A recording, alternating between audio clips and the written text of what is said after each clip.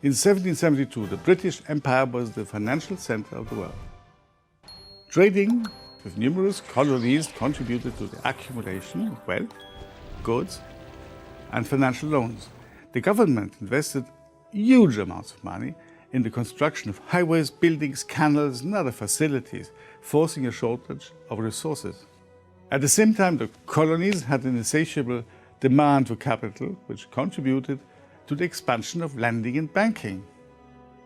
And then it led to speculation and dubious financial innovations.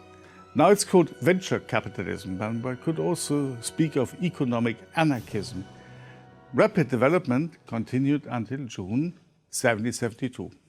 Until Alexander Fordyce, partner of the London banking house Neil James Fordyce and Down, lost £300,000 on shares of the East-West India Company. Shares dramatically collapsed in price. Dutch banker Clifford & Co. tried to raise the price, but in the end it went bankrupt.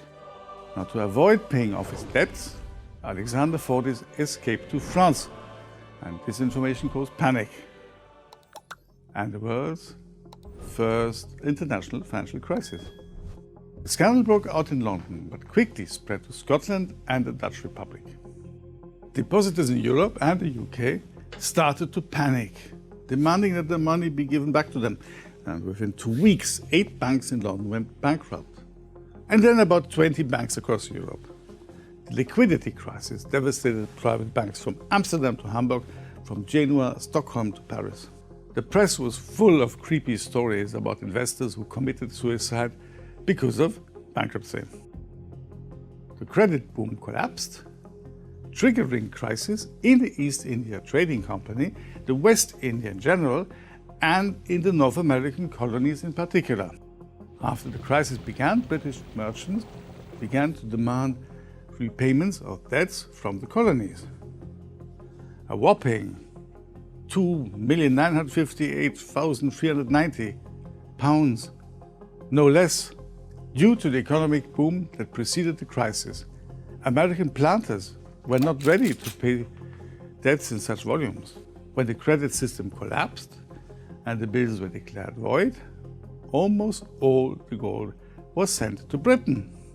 Planters from the colonies could no longer continue to produce and sell their goods.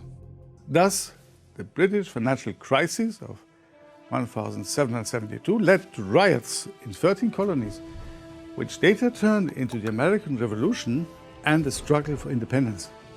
The Bank of England failed to contain the panic, but found tools to recover financially from the collapse. Regulation of the bill market and issuing of short-term loans to banks that did not have enough cash played a decisive role. Britain was able to return to pre-crisis growth rates in 5 years.